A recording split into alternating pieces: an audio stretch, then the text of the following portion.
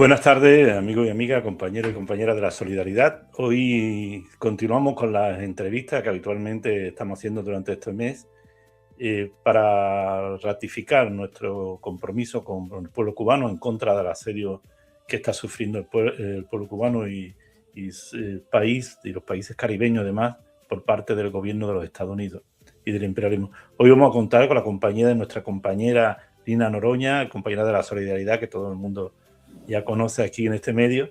Buenas tardes, Lina. Buenas tardes, ¿cómo estás, José Antonio? Buenas tardes a todos que los escuchan en Europa por Cuba. Pues encantado de tenerte aquí, como todos sabéis, compañera de la Solidaridad del canal, además, Cubanías, que emite los lunes habitualmente desde Brasil, dentro de la Solidaridad. Y bueno, hoy vamos a tener con un invitado, que ahora mismo vamos a ver la imagen aquí. Hoy contamos con la presencia de Bernardo Salinas Maya, diputado chileno y candidato independiente vinculado al Partido Comunista de Chile. Nuestro invitado se ha destacado por su postura crítica frente a la política exterior de Estados Unidos en América Latina, particularmente en relación con el bloqueo y las medidas de presión contra Cuba. En este espacio, conversaremos con él sobre la situación actual de la isla, los desafíos que enfrenta frente al asedio económico y político, y el contexto más amplio de las relaciones entre Estados Unidos y nuestra región. Una oportunidad para profundizar en temas de soberanía, solidaridad internacional y el futuro de América Latina. Como comentábamos, ya vamos a dar paso y vamos a saludar a Bernardo Salinas. Buenas tardes, Bernardo. Muy buenas tardes para ustedes. Buenas tardes, compañera, compañeros. Muchas gracias por esta invitación y este espacio de solidaridad con nuestra querida Cuba. Queríamos agradecerte a ti el tiempo que nos dedicas. Sabemos que estás ocupado, además, en tarea continuada y bueno, y te agradecemos mucho este tiempo que nos ofreces en el canal. Bernardo, yo quería preguntarte en primer lugar, queremos empezar un poco, que nos contara un poco también sobre las relaciones, porque vamos a hablar de Cuba y la gente dirá un poco también, bueno, y cómo siendo chileno también puede hablar de Cuba y eso, pero también quiero, si es posible, que nos cuente un poco de las relaciones también que han existido entre Cuba y Chile, ¿no? Históricamente, porque creo que ha habido vínculos históricos también muy importantes siempre entre los dos países.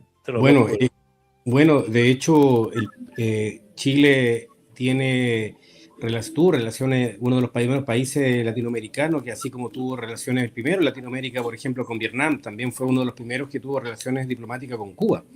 Entonces, y tenemos una larga historia con Cuba, tenemos una estrecha relación, no solamente política, cultural, sino que Cuba fue también un refugio en la persecución de la dictadura de Pinochet contra muchísimos chilenos que fueron a Cuba y que fueron acogidos con la solidaridad internacional y la solidaridad que siempre Cuba ha tenido de poder acoger, ¿no es cierto?, a las familias chilenas, a perseguidos, que gracias a poder salir y a ser acogido como un hermano más en Cuba, permitieron incluso salvar su vida. Por tanto, la relación con Cuba fue muy importante y además, durante el gobierno de la Unidad Popular, el gobierno de Salvador Allende, Fidel estuvo en Chile y que fue un hito histórico importante y relevante, pensando que eran las dos miradas de que cómo vivía América Latina, un proceso revolucionario como el del cubano y un proceso revolucionario por una vía distinta que era el proceso chileno, vía el socialismo, digamos, a través del gobierno de la Unidad Popular y Salvador Allende. Con dos capítulos totalmente distintos, ya sabemos la historia dramática, el trauma, digamos, que vivió Chile del año 73, pero Cuba apoyó durante el proceso de la Unidad Popular, incluso consagrando también el proceso de los años 60 y 70 para llegar a, digamos, aportar a la lucha, digamos, latinoamericana. La inspiración de Cuba ha sido un faro de libertad, de autonomía, de autodeterminación, de resistencia, de dignidad, que también lo impregnó a generaciones, como la mía y otras generaciones. El mismo Che fue un gran inspirador y sigue siendo lo de grandes masas de jóvenes y trabajadores en mi país. Por tanto, Cuba es parte de nuestra vida política y por eso en los momentos más difíciles y más duros que hoy día se vive en un gobierno de extrema derecha como el que tenemos. El otro día hicimos un acto heroico de ir a la embajada norteamericana a entregar una carta a varios parlamentarios transversalmente condenando el bloqueo y la amenaza a una inminente invasión o aplicar la fuerza militar contra Cuba. Por tanto, también ahí tenemos ese... Pero además, para terminar, muchos chilenas y chilenos, jóvenes chilenas y chilenos, se formaron en la Escuela de Medicina en La Habana y en Cuba, que permitió también hoy día ejercer su profesión con una mirada no economicista, ¿ah?, de mercado, sino que con una mirada solidaria de trabajar en lugares populares, a veces lugares marginados, donde el Estado está ausente o el Estado muy precario. Por tanto, ahí también están sirviendo mujeres y hombres, médicas y médicos, en una digna... reivindicar la medicina pública, más que la medicina como un medio económico, como un bien de mercado, sino que una medicina pública, y es el espíritu, obviamente, del ideario del pueblo cubano. Ya que puedo hacer una pregunta. Claro, por supuesto. Ya que has hablado acerca de los médicos, me gustaría preguntarte de las brigadas médicas cubanas, que son un ejemplo en todo el mundo, y sabemos que tenemos problemas en toda América Latina con esos médicos. Acá en Brasil, cuando ganó Bolsonaro, expulsó a los médicos de las brigadas y todo. Me gustaría preguntarte ¿cómo ves estas brigadas? ¿Cómo has visto esto en Chile?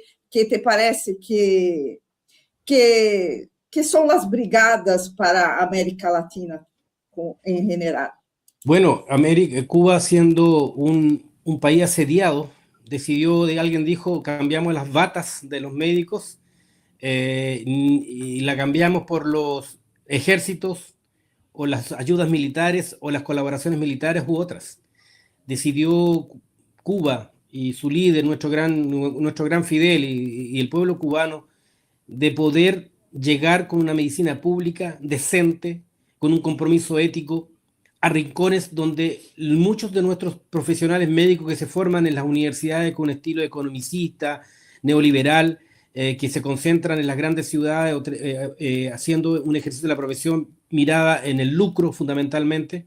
Esta brigada muestra justamente que un profesional siempre tiene que considerar su patria primero. O sea, cuando hablamos de ese amor a la patria, ahí está el amor a la patria. Y el amor de Cuba es un amor a América Latina y al mundo, porque también las brigadas no solamente han trabajado en América Latina, sino que también en África y en otros sectores y en otros lugares donde campea, no sé si la palabra se entiende, pero campea, donde existen grandes epidemias, donde existen enfermedades que son mortales, que son un riesgo, y sin embargo las brigadas llegaron ahí a trabajar. En Brasil, conozco la historia de las brigadas en Brasil perfectamente, estuve en Brasil.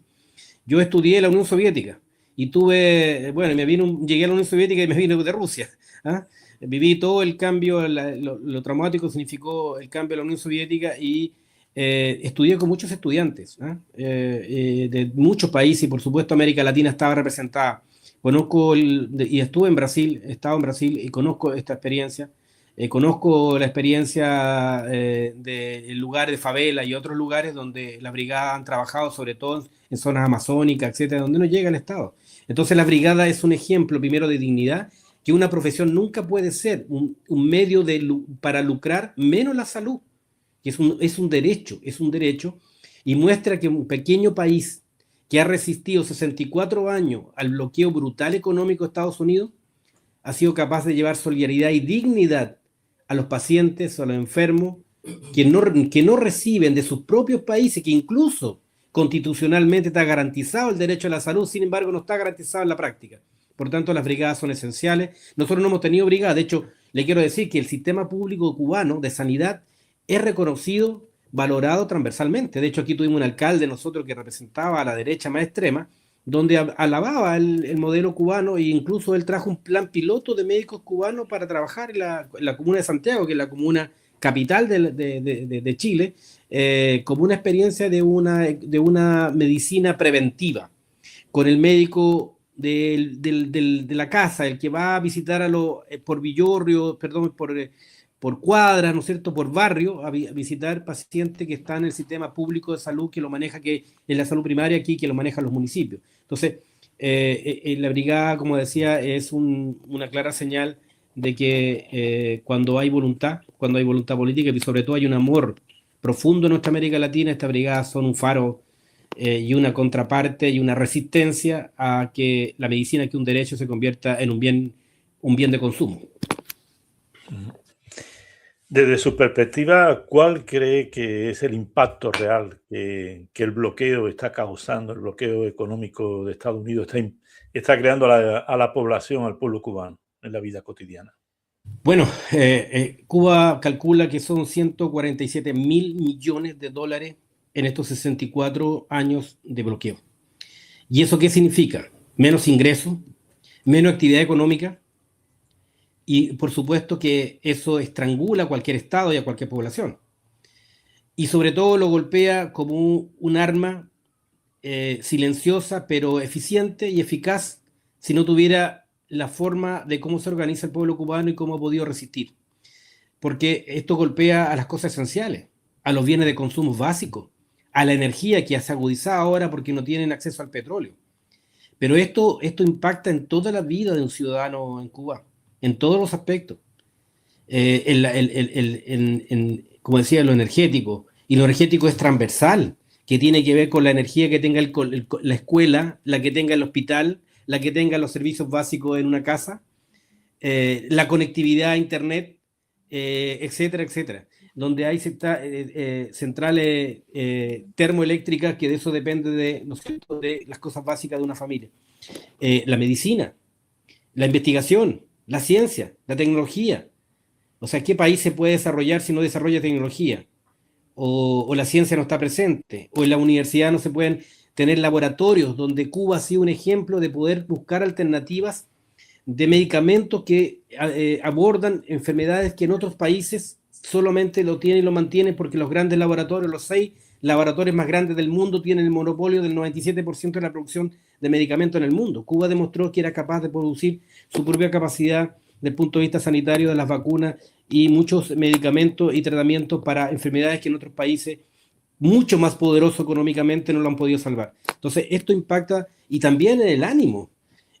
Cuando se corta la luz a medianoche, cuando en la mañana no hay cómo echar a andar la congeladora, el refrigerador, cosas como son esenciales, no tener acceso a escuchar la radio, a ver televisión, etc. A las mismas hoy día, sin energía, a lo mejor los cubanos no nos estarían viendo, nuestros hermanos cubanos de este programa por YouTube y por los canales que tenemos. O sea, impacta moralmente, económicamente, culturalmente, estresa, y 64 años hay que tener un pueblo con una moral tremendamente alta, con una capacidad de resiliencia enorme, y entender de que la soberanía es relevante, importante, a pesar de las condiciones complejas. Y eso también afecta al gobierno, porque sabemos que cuál es el objetivo político que tiene el imperio. Es generar las condiciones y las crisis internas. Y esas crisis internas, ellos juran que haciendo esto van a llegar, digamos, a que el pueblo se emancipe, no sé, se haya revuelta y al final terminen tumbando al gobierno, ¿no es cierto? Entonces, esa es la apuesta, estrangular al máximo a un país noble, un país tremendamente cálido, tremendamente solidario, tremendamente culto. Lo digo yo porque además tuve una novia cubana, así que eso lo pongo como titular. Entonces conviví con los cubanos, sé cómo son, y un orgullo de poder estar al lado correcto de la historia, de apoyar este proceso. Y ojo, que ante la perestroika, Fidel sacó el libro que se llama Por el Camino Correcto y hace un análisis súper crítico del modelo cubano, del sistema cubano. Es el mismo él replantear, digamos, las contradicciones que el mismo modelo y el sistema que tiene, digamos, de gobierno, de gobernanza, de democracia que tiene Cuba, y él hace un análisis muy, muy potente, porque así como era un dialéctico, la ley de la negación, por tanto el análisis, ¿no es cierto?, la síntesis la hacía bien después de la tesis y la antítesis, para determinar de que Cuba tenía que también transformar, dar este paso, y creo que Díaz-Canel lo ha entendido, que también hay mucha iniciativa privada, personal, etcétera, que puede también colaborar a hacer una economía mixta que permita también sustentar económicamente. Entonces, yo creo que los cubanos han tenido esa capacidad de anteponerse y de ser muy creativos y de anteponerse a estas situaciones complejas. Yo tengo confianza. Creo que China y Cuba, yo creo más en Lavrov que en Putin. Lavrov es un soviético que todavía tiene muchas raíces comunistas, y por tanto él fue el que construyó este espacio de diálogo donde Putin ha sido claro con respecto a Trump, con respecto a Cuba. Y China, que siempre es tan raro, a veces incierto cómo precisarlo, también hay una solidaridad de partido. Y por tanto hoy día lo que ha colocado China también para poder cambiar la matriz energética en Cuba es importante. O sea, de aquí al 2030 debería tener, al 2040 diría que un 40% ya de energía sería limpia y renovable en Cuba, según la proyección que tiene el gobierno, y eso también tiene que ver con el aporte que hace China a Cuba. Disculpe si me explaye tanto, pero este es un tema que... No hay ningún problema, no se preocupe. Diputado, estamos acá nesse forte trabalho que lleva José com Europa por Cuba para falar um pouco da isla. Acá em Brasil tenho programa cada lunes para falar de Cuba, os brasileiros. Como ves a questão de los medios internacionais cuando se habla de Cuba, en la imagen de Cuba frente a ese conflicto con los Estados Unidos, ahora más grave que jamás? Mira, el mejor aliado de Cuba es el propio Estados Unidos. Porque voy a hacer esta contradicción. Porque lo que ha demostrado Trump es un genocida.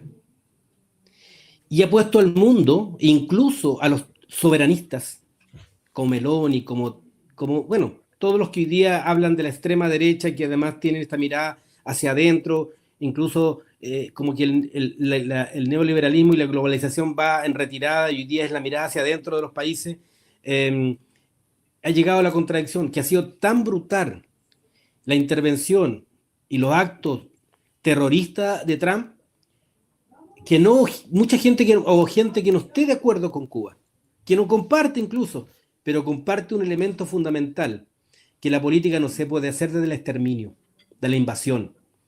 Y ese es un elemento que juega mucho a favor de Cuba. Toda la condena que lleva Cuba desde que se declaró por Kennedy el bloqueo, el año 62, a Cuba, con todas las enmiendas que han habido, reiterada y sostenida y contundentemente, la Nación Unida ha condenado el bloqueo de Cuba. Yo diría con una amenaza, porque alguien decía ahí, hoy día los que tienen las materias primas tienen el poder. Cuba no tiene ninguna materia prima, tiene tierras raras. No sé si ustedes saben lo que son tierras raras, pero son 17 elementos fundamentales hoy día para todo, sobre todo el desarrollo tecnológico, etc. Pero no tiene más, pero sí significa el símbolo. Ellos quieren exterminar todo, así como pasó en la Unión Soviética, los modelos socialismo. Entonces, Cuba sigue siendo un ejemplo de resistencia y que es posible resistirle al imperio. Por tanto, tiene un carácter y una carga simbólica tremendamente significativa para Estados Unidos. Tremendamente simbólica. Y por eso va a ello, porque quieren exterminar todo vestigio, como lo están haciendo nuestras extremas derechas en toda América Latina, cualquier vestigio de resistencia, de dignidad, de lucha, etc. Quieren erradicarlo. Nosotros lo estamos viendo aquí. Aquí se está gobernando por decreto. Esto es una dictadura.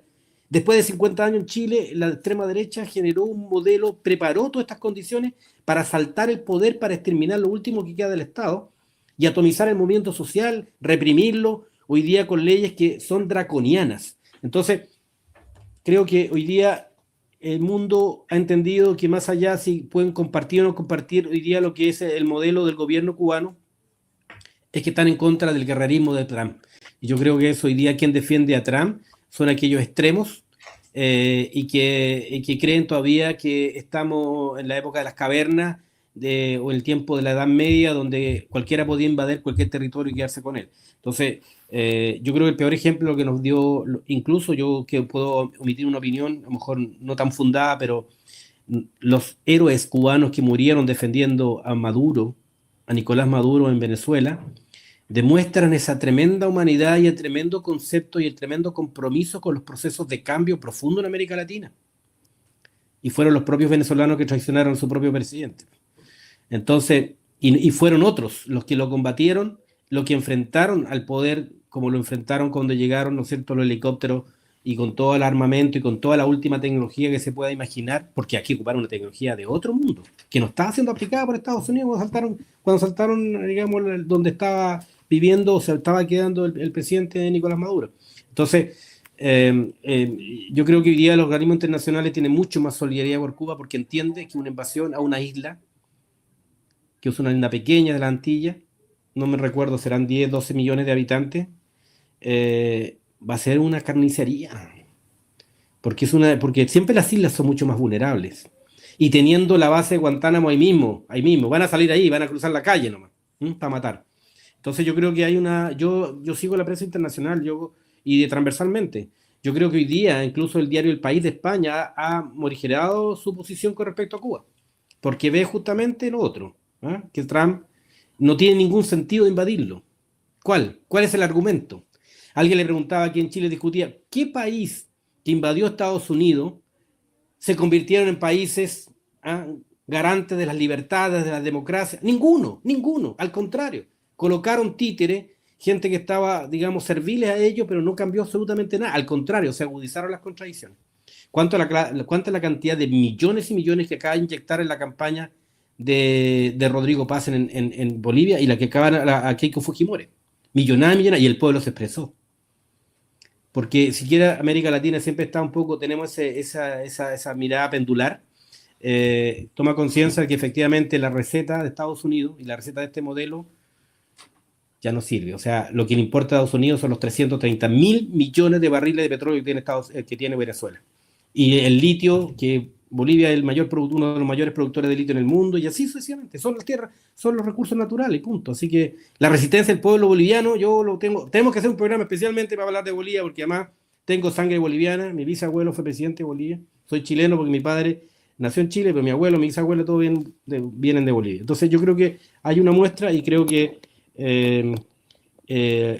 la prensa internacional, yo creo que hoy día se hace mucho más sensible y mucho más, se entiende, hoy día pone en el centro a Cuba. Cuba lo pone en el centro, lo vuelve a poner en el centro de la discusión internacional, a Cuba. Y eso nos permite visibilizar también, es decir, tenemos 64 años de bloqueo, de un daño profundo que ha sido la sociedad cubana, porque no lo ha dejado desarrollarse. Si él tiene un modelo distinto y tenía una propuesta de economía distinta, y eso podría perfectamente hoy día demostrar que, como lo han hecho otros países que han tenido, ahí tienen la misma, lo que ha pasado con Vietnam. Vietnam ha demostrado ser una tremenda potencia económica, y con un partido que lo gobierna y a nadie, hoy día aquí en Chile, aquí todos vivimos, el 84% de la minería, todos los metales van a China. Y la extrema derecha vive con eso, y dice, no, los chinos que tienen no sé qué. Entonces, pero eso, yo creo que hoy día hay mucho más sensibilidad y mucho más empatía con el proceso cubano y en entender a Cuba que incluso antes que Trump dijera, vamos a invadirlo. Quería comentarle precisamente a raíz de lo que dijo antes, ¿no? El tema de la democracia, de la libertad, que esos valores, ¿no?, que se supone.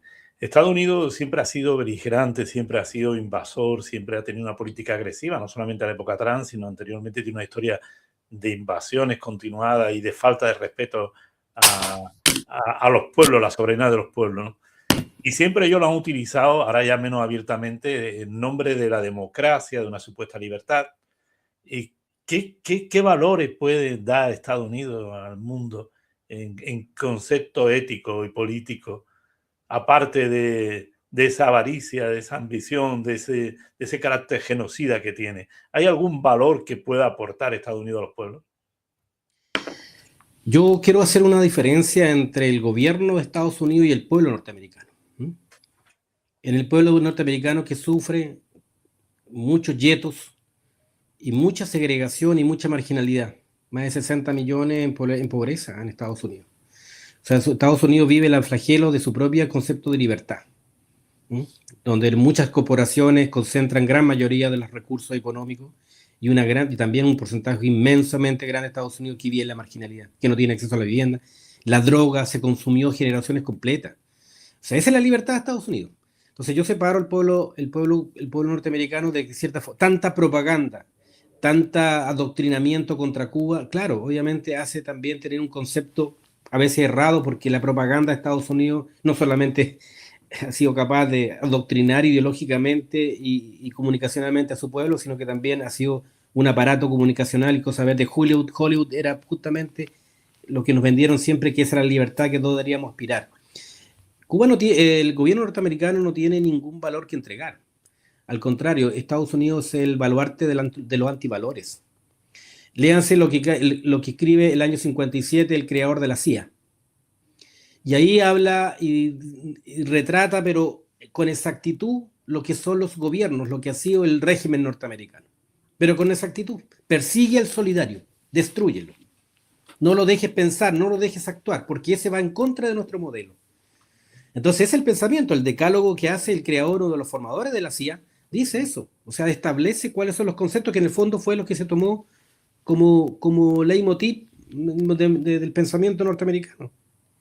¿Qué es lo que promueve? El guerrerismo, el consumo en exceso, libertades mal entendidas, o sea, libertad es libertad económica, pero no hay otra libertad. Cuando critican que Cuba tiene unipartidismo, como si entre los republicanos y los demócratas fueran algo muy distinto, son exactamente lo mismo.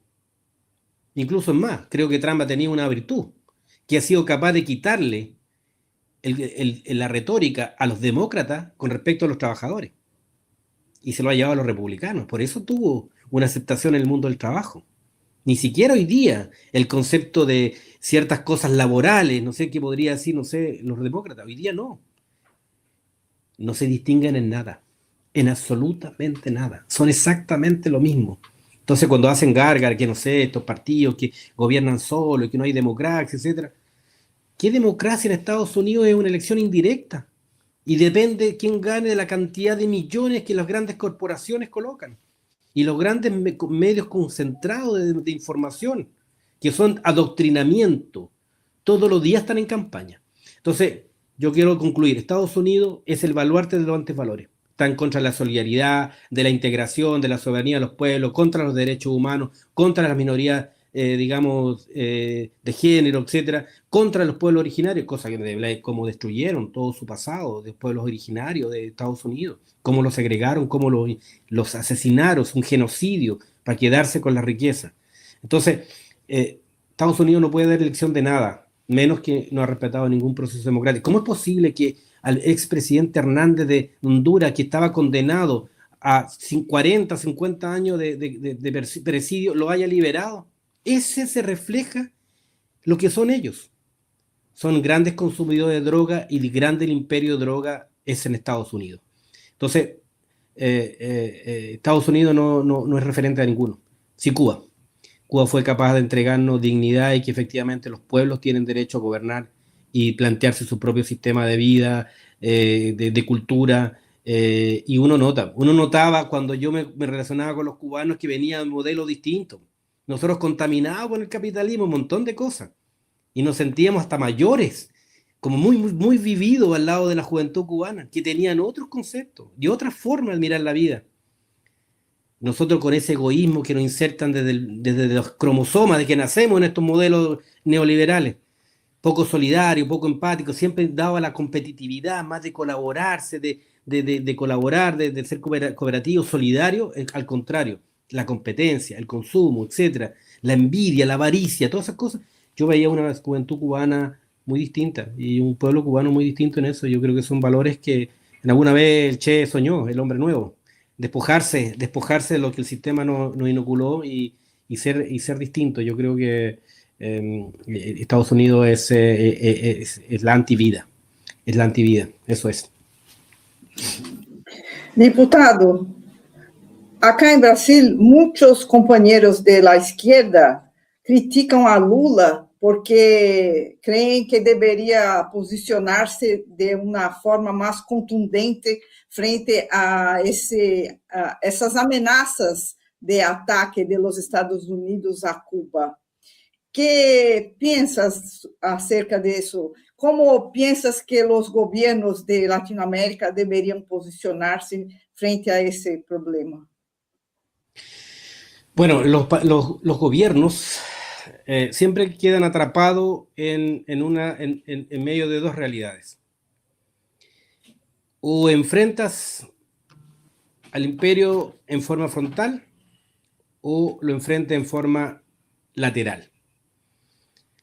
Y creo que hay un tema más profundo que lo que Lula, yo no sé si lo puedo criticar así como lo podría criticar en forma descarnada. Porque cuando se crean los BRICS, Brasil es relevante y estratégico en los BRICS. Y cuando en esa mantener la presencia de los BRICS en América Latina es Brasil. Porque detrás de eso están una mirada del desarrollo distinta, por ejemplo, de China. Hoy día el Banco de los BRICS o la forma de colaborar de China es ganar, como decía Xi Jinping en su último congreso del Partido Comunista Chino, decía hay que leerlo porque es muy interesante lo que dice las tres eras, ¿eh? Mao Zedong, Deng Xiaoping y Xi Jinping habla con respecto a eso. Entonces los BRICS, que sigue siendo igual un bloque económico, debería ser el día de mañana también dar un paso a ser un bloque no solamente económico, sino también político. Y por tanto, Lula tiene que mantener el equilibrio entre, porque Estados Unidos va tras China, y cuando va tras China va tras Brasil, porque sabe que la entrada, los BRICS entran por Brasil, una de las economías más grandes, si no me equivoco, la cuarta o la quinta más grande del mundo. Y entonces, Estados Unidos, por eso el papel que juega estratégicamente Lula no puede ser tan frontal como a lo mejor lo puede ser, ¿no es cierto?, la presidenta, ¿no es cierto?, de México. Entonces, hay un espacio muy complejo de cómo se puede mover en esto. Lo que sí en el caso del petróleo, porque tiene que ver con un tema humanitario, perfectamente Petrobras podía haber enviado, ¿no es cierto?, buques con petróleo a Cuba, como lo hizo México, como lo hicieron otros. Que es desafiante, tiene un costo, tiene un costo. Yo creo que ahí estuvo en la evaluación si esto cuánto iba a perjudicar a los BRICS y la presencia de Brasil en América Latina, apoyando directamente a Cuba, o lo hacía en forma directa y se lo dijo, no lo hace el gobierno cubano, sino que lo hacen las empresas. Entonces en esa disyuntiva está, y por eso no puede ser una crítica tan fácil. Hay que tomar todos los elementos de contexto para poder decir, mira, este es el comportamiento de Lula. Ahora, no, algunas otras cosas, Lula, yo creo que, mira, a lo mejor nunca se entendió de parte del pueblo, del gobierno brasileño, de los dos gobiernos de Lula, o los tres gobiernos de Lula, lo que significaba el chavismo, o lo que significa Chávez, más que el chavismo. En una época donde habían dicho que se acabó la historia, donde nunca más el progresismo iba a llegar al poder, sin embargo tuvimos después de la caída de los socialismos reales, América Latina tenía muchísimos países que tenían de carácter progresista, de izquierda.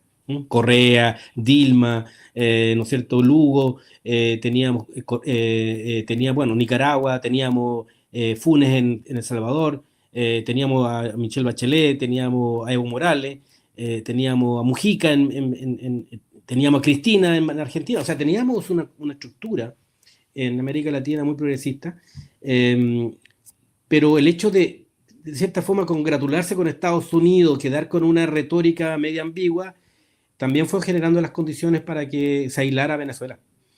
Y yo creo que eso fue ahí, no sé si lo que fue toda la táctica o la estrategia que falló, porque el proceso revolucionario venezolano va más allá de Maduro. ¿Sí? Incluso Chávez lo dice, antes de escribir el libro azul, antes de llegar, y cuando se toma el poder en Venezuela, él lo escribió antes. Esto no es un personalismo, hay que entenderlo, a los venezolanos sí son como son, pues. Pero no quedaba el proceso revolucionario, era una chispa, era una mirada de América Latina que es posible despojarse, digamos, y tener su propia autonomía en lo económico, sobre todo en los países ricos. Entonces yo soy trato de ser lo más ecuánime y lo más objetivo en el análisis de Lula, que le tocó, porque no es lo mismo que lo haya decidido Uruguay, por ejemplo. Brasil, una potencia mundial, que ha sido uno de los baluartes en el BRICS, porque se entendió que tenemos que tener una nueva hegemonía y hoy día hay un orden mundial distinto. El dólar debe dejar de ser la moneda de cambio y el chantaje económico y el modelo económico. O sea, tenemos hoy día que negociar nuestras propias monedas. Incluso Lula planteó crear una moneda común latinoamericana, o sea, en un sentido, y cuando Lula estuvo a cargo de la CELAC, claramente, y cuando impulsó la CELAC también un espacio importantísimo, cuando se declaró la zona de paz, y eso no ha servido como un argumento potente en decir América Latina es una zona de paz, y ese ha sido nuestro baluarte, de que América Latina no tenemos armas nucleares, no estamos pensando en el guerrerismo, y queremos colaborarnos y queremos vivir en paz, porque tenemos todas las condiciones, un continente, uno de los continentes más poderosos en el mundo. Tenemos todo lo que la humanidad necesita, todo para ser felices. Y sin embargo vivimos alta cantidad de pobreza extrema en nuestra América Latina porque nuestros gobiernos han sido entreguistas. Quería comentarle acerca de lo que comentaba precisamente de estos gobiernos de América Latina que eran progresistas, que jugaron un papel y que muchas veces incluso su propia vacilación, se puede decir, en el plano ideológico o político, ha conducido a la victoria de nuevo de sectores de la ultraderecha o de la derecha. Realmente, te lo pregunto porque como diputado además a través del Partido Comunista y de la concesión que tenemos los comunistas en este caso, incluyo también este concepto, esta idea, ¿no le parece que se ha desdibujado un poco la política de la izquierda sin entender realmente la línea divisoria entre revolucionario y no revolucionario? Es decir, estamos jugando dentro de las instituciones, dentro del juego de la democracia, dentro del capitalismo, dentro del sistema que fácilmente ocurre como está ocurriendo en América Latina hoy, chantajeable, que Estados Unidos con la presión económica, con los medios económicos que tiene, compra partidos, compra jueces, compra de todo, compra todas las instituciones del Estado. ¿No cree que falta precisamente clarificar también una claridad ideológica en el plano de la izquierda en América Latina y en el resto del mundo, naturalmente? Claro, lo que pasa es que aquí tenemos que distinguir varias izquierdas. Yo creo que el gran problema, decimos, ¿qué es lo que es ser izquierda hoy día? ¿O qué es lo que es ser progresista? Somos neoliberales, con un tinte más humanista, somos socialdemócratas. El tema progresismo para mí es un tema que es un concepto que siempre me ha sido tan ambiguo, y con un momento hablábamos de la ecología, entonces ¿qué entendíamos de repente con ecología? ¿No es cierto? Bueno, y hablamos del feminismo. Nosotros como comunistas hablamos del feminismo de clase, que es una cosa muy distinta al feminismo un poquito muy marketeado, mucho de marketing del sistema, que al final, como dices tú, pero ¿sabes qué es el problema? Yo creo que la izquierda no es una alternativa hoy día en ninguna parte del mundo. ¿Y sabes por qué lo digo? Suena cruel lo que digo, incluso suena dura decirlo. Porque nosotros no podemos gobernar porque fracasa la derecha. Nosotros no podemos ser gobierno porque la derecha es incapaz de contener los conflictos sociales. Nosotros no tenemos que construir un modelo de desarrollo distinto. Y tenemos que ser capaces de ese modelo de desarrollo que sea coherente con la realidad que tenemos en cada uno de nuestros países. Y por tanto eso significa teorizar también. Hay que revisar la ideología, hay que profundizar en los clásicos, hay que volver a replantearnos los temas. Porque mucho tiempo hubo mucho voluntarismo. Darle maquillaje. Alguien me dijo por ahí, mira, lo que pasa es que ser revolucionario es ser reformista. Entonces, para algunos dice que la reforma es ser revolucionario. Entonces tenemos un concepto sumamente complejo. Mira, nosotros mucho tiempo nos criticaban por hablar del imperialismo. Uy, ustedes están sacando ya esa retórica del imperialismo. Bueno, nos dimos cuenta ahora que estábamos absolutamente ciertos en lo que nosotros hicimos. ¿Qué mejor muestra del imperialismo lo que tenemos hoy día con Estados Unidos? ¿Qué mejor muestra? ¿Ah? Que es capaz de aprobar el genocidio en Gaza, donde el valor humano no vale nada, absolutamente nada. La vida de 22.000 niños no importan. O sea, ese es un imperialismo genocida profundo. Entonces nosotros tenemos que volver a decir que somos revolucionarios, que no dé vergüenza y que no dé pudor decirlo. Somos revolucionarios, queremos revolucionar una sociedad que se degrada todos los días, que el sistema ya no dio. El sistema hoy día muestra su decadencia profunda, porque no fue capaz de resolver nada, incluso más, lo agudizó. La crisis climática hoy día está en riesgo nuestra especie humana. Hoy día el índice de aridez en el mundo avanza con pasos agigantados. Grandes extensiones de este planeta ya no tienen agua para vivir. Y por tanto la migración no es solamente porque quiero ir a vivir mejor económicamente, porque no puedo vivir donde vivo, porque no tengo agua, porque no puedo producir alimento, porque hoy día la sabanización avanzó. Y ese concepto de la hiperproducción del mundo capitalista. Antes que lo que hacíamos nosotros, que nosotros tenemos un poquito más de edad, reparábamos nuestra ropa, reutilizábamos lo que teníamos, tenía un concepto. Hoy día no, yo hoy día lo cambio y me compro mañana otra cosa, porque es tan fácil adquirirlo, pero el costo es tremendamente grande. Hoy día nosotros tenemos que replantearnos cuál es el modelo de desarrollo que queremos. Nosotros nos presentamos un plan nacional, el nuevo plan nacional de desarrollo económico, social y cultural. Hoy día la tenemos que discutir, porque no sabemos cuál es el concepto. Y eso creo que hay que tomar lecciones, primero de los socialismos reales, que nunca lo hemos discutido a profundidad, por qué fracasaron, y cuál es el modelo que nosotros tenemos. Yo aspiro al socialismo, nosotros creemos que el socialismo es un modelo que efectivamente logra tener equilibrio para el ser humano, lo considera como una especie valiosa y relevante, importante en esa construcción, pero no tenemos un modelo de propuesta hoy día. Solo nos hacemos cargo cuando la derecha fracasa, volvemos, y así, nosotros le llamamos clase media que no existe, son trabajadores que tienen acceso al dinero plástico. Entonces resulta que se creen, votan por la extrema derecha, por la derecha, cuando están en condición económica relativamente bien porque pueden pagar sus tarjetitas plásticas.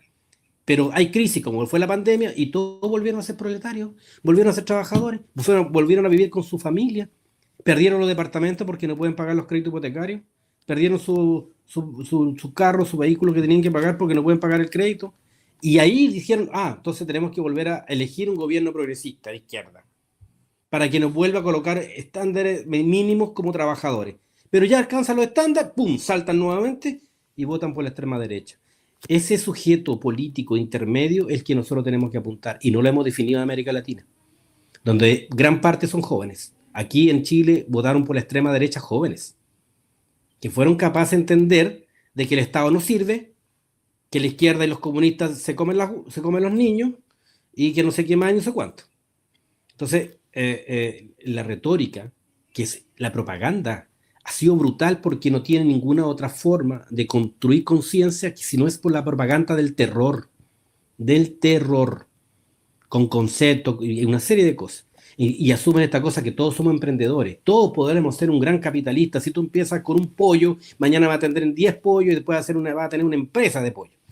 Entonces, hoy día nosotros tenemos que avanzar y tenemos que darnos la pausa a sentarnos, a teorizar nuevamente, a pensar qué significa ser revolucionario en el siglo XXI.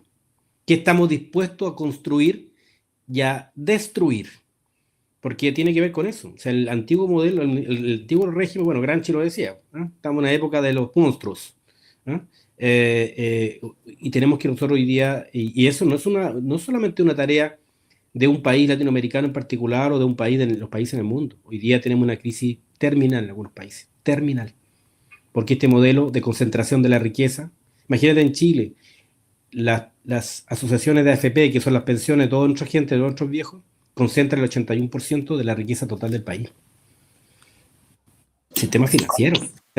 Entonces, yo creo que hay que trabajar en pensar cuál es el modelo, y creo que nunca hay que renunciar a ser revolucionario, porque ya la reforma no sirve para resolver la ecuación que el mundo pone hoy día, que es tremendamente crítica. Hoy día el recurso hídrico es escasísimo. Yo vengo de una región que es árida y ha cambiado la vida absoluta a miles de población que hoy día viven solo recibiendo agua para la vida humana en camiones, porque ya no tienen agua de sacar en ninguna otra parte. Deputado, uma pergunta mais, creio que vai ser minha última pergunta, não, José? Aqui em América Latina, sentimos que foi o cambio de la política de los Estados Unidos con nosotros después de la Revolución Cubana. La revolución fue el hecho que cambió todo para nosotros en América Latina.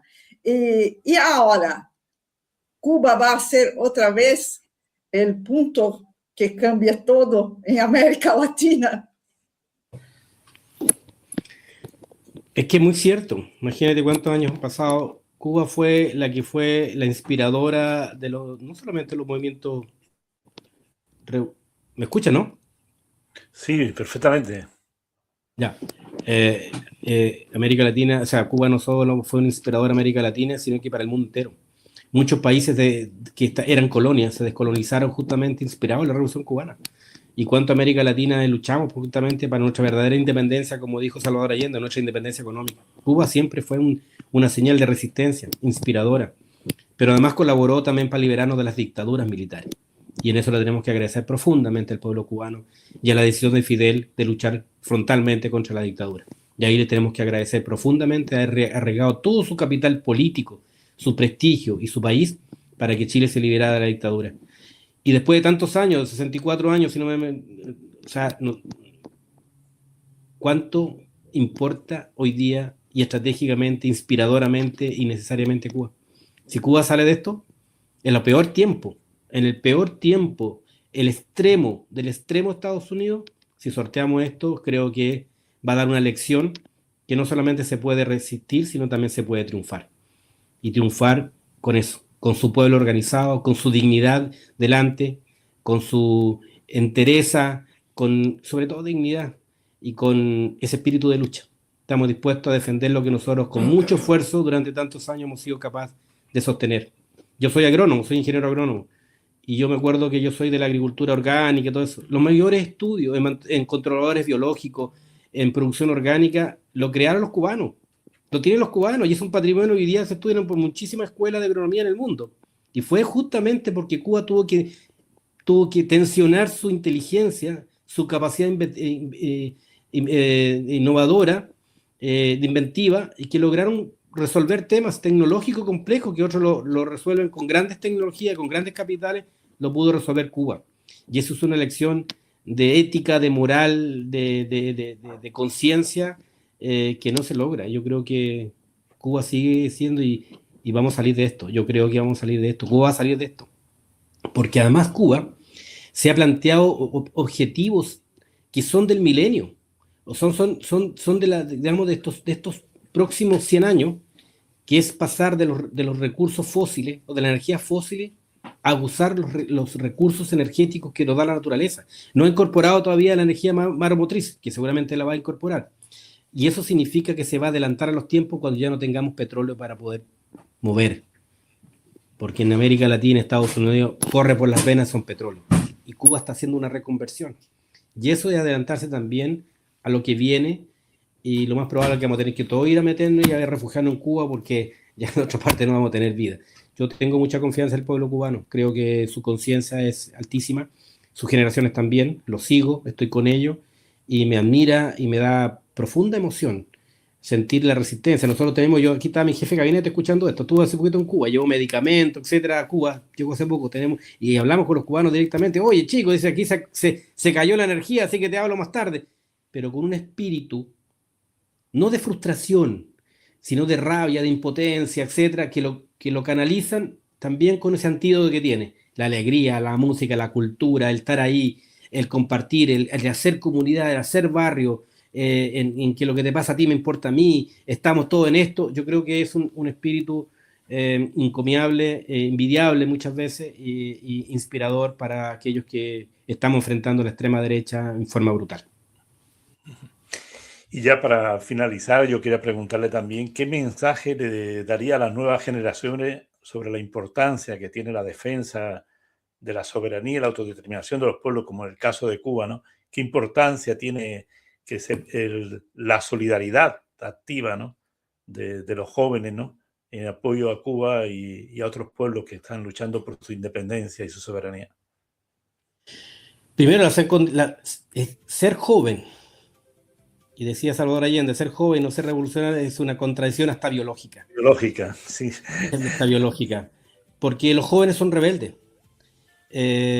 son cuestionadores, no se compran todo, y ahí hay una reserva moral tremendamente grande.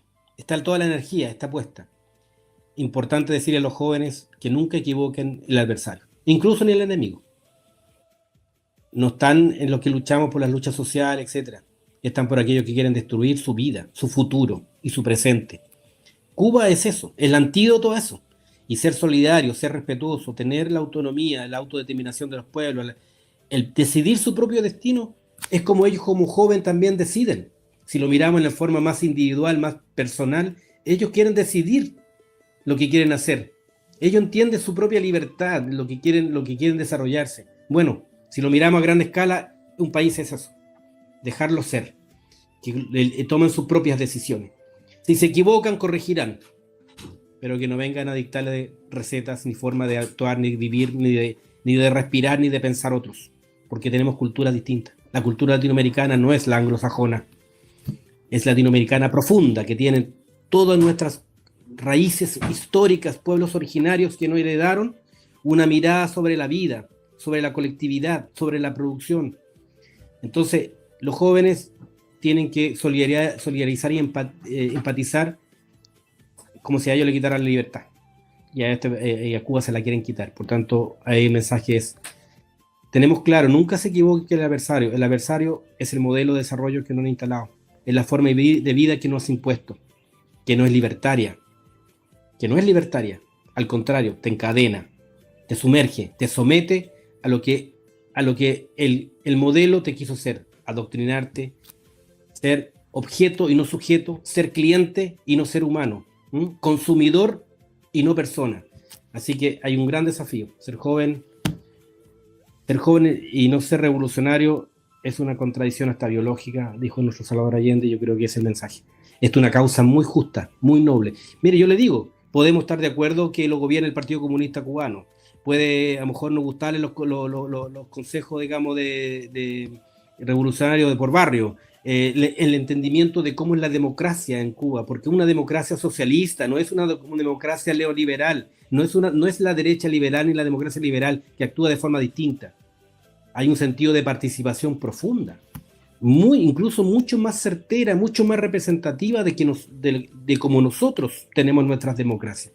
Por tanto, yo lo invito a conocer la historia de Cuba, a no prejuiciarse, a conocer la Cuba profunda, incluso desprejuiciarse del gobierno cubano, del pueblo cubano, que ha demostrado ser, digno. Entonces el llamado es a abrazar esta causa, que es una causa de la humanidad, no es solo Cuba. Es una causa que tenemos hoy día, o le damos el espacio al exterminio, o le damos el espacio a la vida. Pues muchísimas gracias, estimado diputado Bernardo Salinas, muchísimas gracias por haber estado con nosotros. Espero tenerlo nuevamente también en otra ocasión. Muchas gracias por su tiempo y por su trabajo. No, al contrario. Para mí, diputado, deseo suerte a los hermanos de Chile con ese gobierno que mucho me entristece, porque es una herencia de la dictadura, un hermano de Bolsonaro, y no deseo a nadie un gobierno como ese. Es un hijo de un nazi que llegó a Chile arrancando en forma encubierta, apoyado por la Iglesia Católica, y que su padre era miembro activo de la SS. Ese es lo que nos gobierna hoy día. Entonces, imagínense en qué estamos.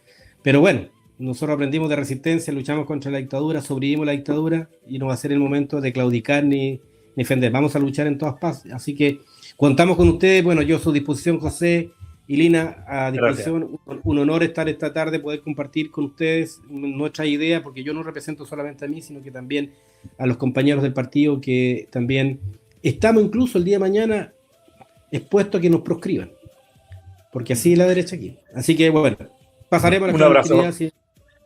Un abrazo muy grande, Bernardo. No, gracias a un abrazo, muchas gracias. Un abrazo grande, que esté muy bien. No, gracias a ustedes. Un abrazo.